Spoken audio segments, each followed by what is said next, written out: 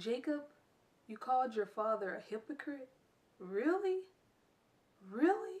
The disrespect. Even if it's kind of true. So the show opens up with First Lady May. She's checking on her new grandbaby and making sure that he is all right. She enters her bedroom with her husband and they kind of have a little conversation about the baby, about all that's going on. A lot is weighing heavy on them as a family because people aren't pledging and paying their tithe. We cut to Triumph.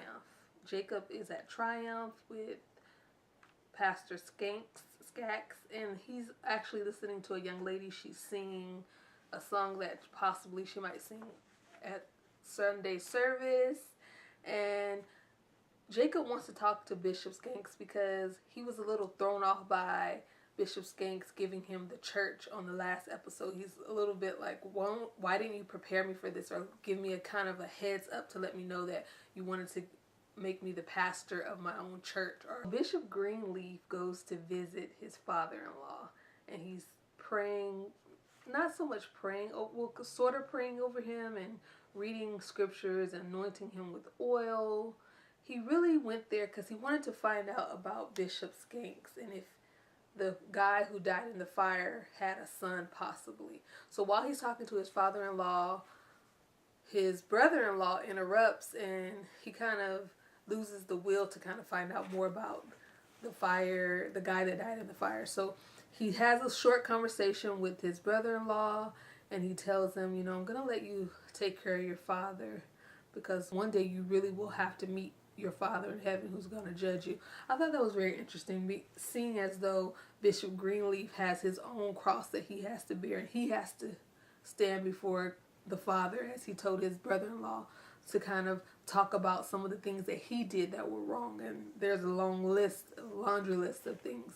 So him telling his brother-in-law that was very ironic. It's like the pot calling the kettle black. Charity, she's sitting down at the piano. She's singing with her new producer who gives her the look like he might have a crush on her. So I look forward to seeing if something develops with the two of them, because even though they're practicing, you can see the chemistry. You can kind of see that he's feeling Charity a little bit. Grace comes in the office and she talks to Charity because I didn't mention this before, but they want to get rid of Carlton and his husband. They want to fire Carlton. So Bishop Greenleaf and First Lady May were in the office and they told Grace that she has to get rid of Carlton because they're not getting enough pledges, because a lot of the members aren't feeling that relationship. So I would say that some of them haven't been so, well, what do you guys think?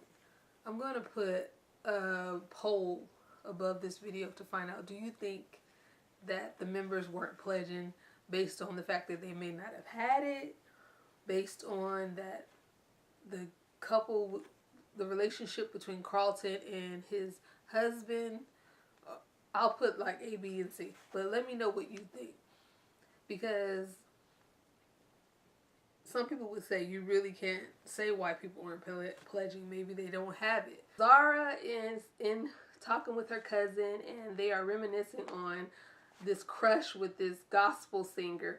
By the way, did you guys catch when he was in church performing? Did it seem like a gospel performance or like a love performance to one of the girls in the audience? It really didn't seem spiritual to me, but you let me know. The guy ends up not wanting to be with Grace's daughter. He ends up wanting her cousin. So it's going to be interesting to see how that plays out. Grace goes on a date with basketball player Rick Fox, who plays a reporter on the show. They go out on a date and he's feeling Grace and Grace is feeling reporter bae. And they're having dinner, and so he asks Grace if she would like to dance. Grace gets up, they dance, they kind of share a moment. First she was a little hesitant because she was wondering like if someone from the church might see her. You know, she had a little nerves about that, but then the reporter was like, nobody's from the church is going to be here. And so they get their dance on, and then they go back to the table. She really wanted to tell him about the fact that her parents want to fire Carlton and get rid of him. That was really her main reason of going out with him, but she decided to let that, don't even talk about that, just let it go, because I think she didn't want to go there right now. Lady Mae she asked Grace to fire Carlton, but she couldn't wait. She had to do it herself. Oh, before I get to that, did you guys catch when she was in the office and she was talking to her secretary and they were talking about her Twitter followers and putting together a tweet that they want to send out to the 70,000 plus followers? But have you noticed the change in her secretary from first season? First season, she was just very inconsiderate, not getting things done on time, had a bad attitude. This season, they made her more pleasant, happy to do her job. So, I welcome that change, because you always see that stereotype of women being portrayed as one way.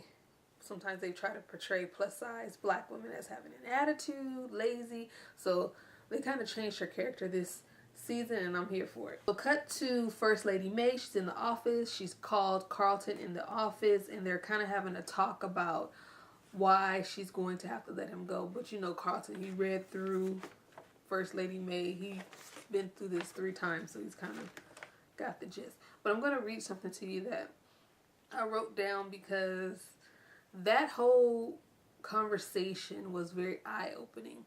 Lady Mae being as graceful as she could be, and then Carlton being his graceful self. But Carlton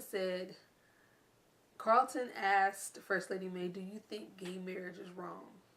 And First Lady Mae's response was, just because I believe in the Bible doesn't mean that I'm judging you, or doesn't mean that I don't like you.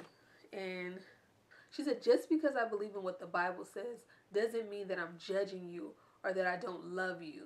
So that she made it a point to let Carlton know that I'm just basing everything off the Bible, and it doesn't mean I hate you. I'm just giving you, I feel like I'm correcting you, or I'm admonishing you. Carlton's response, he said to her that he will pray for the broken part in her that has to believe that there's a broken part in him. And that whole response was probably like the scene of the night. Because, as I said before, gay marriage is a tough topic, and people really don't like to discuss it for fear of just starting the dialogue can really bring on tense moments, because varying opinions on the matter. So them addressing that and kind of showing the Christian side, and then showing Carlton's side, and then Grace going to visit Carlton and his husband and letting him know, like, you can't change things unless you're there in the church. I love that Grace has this spirit of, she doesn't want to hurt people. She wants to show love. And the greatest of these things is love. And she wanted Carlton to know that we still want you to be in the church, because the creator, our maker, the person who created us, is the one that I want you to see and to seek. And he'll show you the things that you need to see, and he'll show you all of us. He'll convict all of us to let us know. He's the heart changer. I thought that was really great that she wanted Carlton and his husband to continue to go to church. Jacob's wife goes to look at houses with Bishop Skank's wife. It's actually their old house, and she is not feeling the neighborhood, not feeling the house. And Bishop Skank is so excited because we have upgraded, and now we can kind of give you guys our old house. I don't know if that's how she felt, but I just feel like Jacob and his wife really are making the wrong choice. And I really feel like Jacob's wife, Carissa, feels like they're making the wrong choice, but she wants to support Jacob. She's being a supportive wife, because Jacob is blind. He can't see for himself that this is a wrong move. His dad's approach in a way can be a little harsh, because Jacob's relationship that a lot of people have and some people don't have, as far as your dad trying to protect you, and in his protecting you, he feels like he has to tell you what to do. Otherwise, you won't know what to do, or you will be led astray. But his dad has some really great points when it comes to Bishop Skanks, because Jacob has these blinders on when it comes to Bishop Skek. So I think it's good that Bishop Greenleaf is trying to protect him. I just think his approach is all wrong. And so Jacob and his family, they move out of the house. They go on to live in their own house. Oh, I didn't talk about Charity. Charity and her husband, she allowed her husband to come back for the night so that he could be there to see his son wake up in the morning. They kind of reminisced a little bit. He's been going to therapy for his issues in the relationship, and he's also been staying in a hotel, so they're going to work on their relationship. Charity also has a cute new haircut. I'm loving it. Character standouts for this show. I would have to say my character standouts are First Lady May and Rick Fox's character and Carlton. The scene between Carlton and First Lady May was everything. Great scene. They both did a great job. I love Rick Fox. I want to see him do more. I want to see him kind of step out of his comfort zone when it comes to acting. Bishop Greenleaf was everything. He's a great actor, been doing this a long time, so he knows what to bring to the role of Bishop. I really did enjoy Rick Fox and the balance between him and Grace. I was going to tell you guys that Rick Fox to me is a great actor. I think he has a long way to go. I want to continue to see him do roles, but I want to see him kind of step out of the same, because sometimes when people play a character, they bring that same acting to each character. I would love to see Rick Fox continue to keep acting and kind of step out of his comfort zone. Of course, First Lady May is just everything as far as her emotions, the way what she brings to characters. I mean, she just is a teacher. She could be a teacher. Thank you guys so much for watching. I will see you next week for the review. I appreciate you guys for taking time out of your day to watch my review, and I will see you next time. He wants to kick her. Rosalie kind of knocks him down.